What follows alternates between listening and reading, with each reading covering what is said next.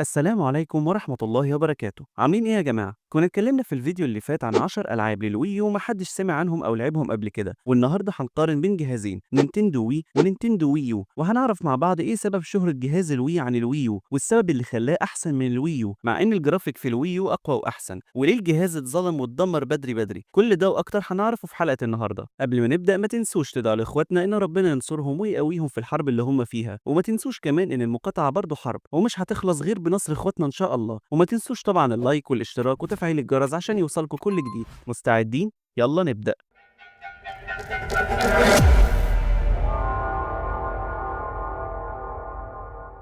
أول حاجة لازم نعرفها إن جهاز الوي نزل سنة 2006، وده كان وقتها اختراع الناس كلها كانت مبهورة بيه، لأنه كان أول مرة نشوف كنترولر بيتحرك مع جسمك كده وبيتتبع الحركة. وكانت نينتندو وقتها داخلة تنافس مع البلاي ستيشن 3 والإكس بوكس، بس راحت في سكة مختلفة خالص. بدل ما تركز على الجرافيك والألعاب الضخمة زي جود اوف وور وهيلو، لا راحت ناحية العيلة والألعاب اللي ممكن أي حد يلعبها، وفعلا كسبت كتير لأن الناس كانت عايزة حاجة جديدة مش الجرافيك وخلاص. الوي كان جهاز بسيط جدا ما فيهوش قوة خارقة، بس كان ذكي، التحكم الحركي كان سابق عصره، ومعاه ألعاب زي الوي سبورتس اللي كانت بتيجي معاه وخلت الناس تتحرك وتلعب وتضحك. كانت حاجة جميلة، بس للأسف بعد شوية الموضوع بدأ يبرد لأن مفيش ألعاب كتيرة تقيلة بتنزل عليه، والناس اللي بتحب الألعاب الضخمة بدأت تبعد عنه. يعني مثلا مفيش عليه جي تي اي ولا كول اوف دوتي، وحتى لو نزلت كانت نسخة ضعيفة جدا. نيجي بقى للويو اللي نزل في 2012، وكان المفروض يبقى تطوير مباشر للوي، بس حصلت مشكلة كبيرة، الناس ما فهمتش هو ايه بالظبط. يعني ناس كتير كانوا فاكرينه تابلت او اضافة للوي القديم مش جهاز جديد خالص، وده خلى المبيعات تكون كارثية بالنسبة لنينتندو.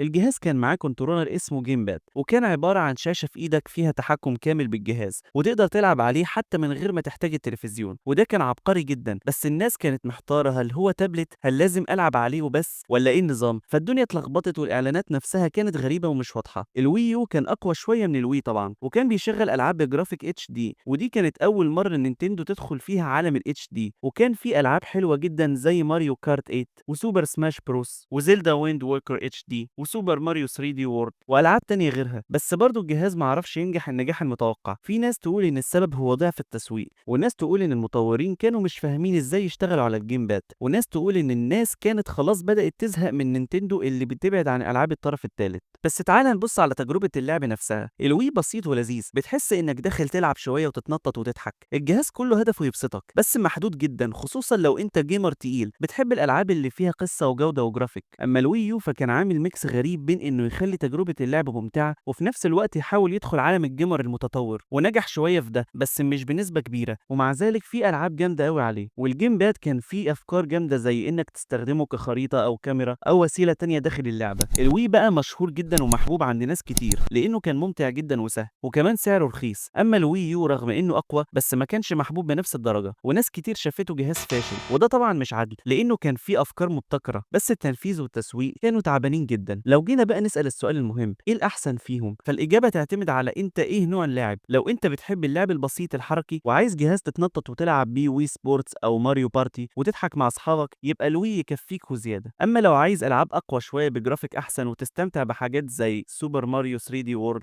او العاب زيها غيرها، وعايز تستخدم الشاشة الاضافية بتاعة الجيم باد، يبقى الوي يو افضل بكتير. اللي يزعل بقى ان الوي يو مات بسرعة، يعني عمره قصير جدا، ومع انه في مكتبة العاب ممتازة بس اغلبها اتنقلت بعدين للسويتش، وده معناه ان حتى لو معاك الوي يو هتلاقي معظم العابه موجودة في شكل احسن على السويتش، وده خلى ناس كتير تنسى الجهاز ده. في الاخر نقدر نقول ان الوي كان طفرة في وقته بس مش مناسب لاي حد دلوقتي غير الناس اللي بتحب النوستالجيا او اللعب البسيط. اما الوي يو فهو جهاز مظلوم جدا بس ممتع جدا لو فهمته وعرفت تتعامل معاه، خصوصا لو بتحب العاب نينتندو الحصرية ومش فارق معاك انك مش هتلعب العاب الطرف الثالث الكتيرة اللي بتنزل على البلاي ستيشن والاكس بوكس. يعني لو انت بتحب نينتندو فعلا وعايز تجرب جهاز حلو وفيه افكار مختلفة، جرب الوي يو. اما لو عايز تضحك وتتحرك وتلعب مع العيلة، يبقى الوي هيكون انسب كتير بالنسبة لك. وبس كده يا جماعة، ده كان فيديو النهارده بنقارن فيه بين نينتندو وي ونينتندو وي يو، وبنشوف انهي واحد فيهم هما الاحسن. اتمنى يكون الفيديو عجبكم، ما تنسوش لو عجبكم الفيديو تحطوا لايك للفيديو، تشتركوا في القناة وتفعلوا زر الجرس عشان يوصلكم كل جديد. اشوفكم على خير في فيديو جديد، مع السلامة.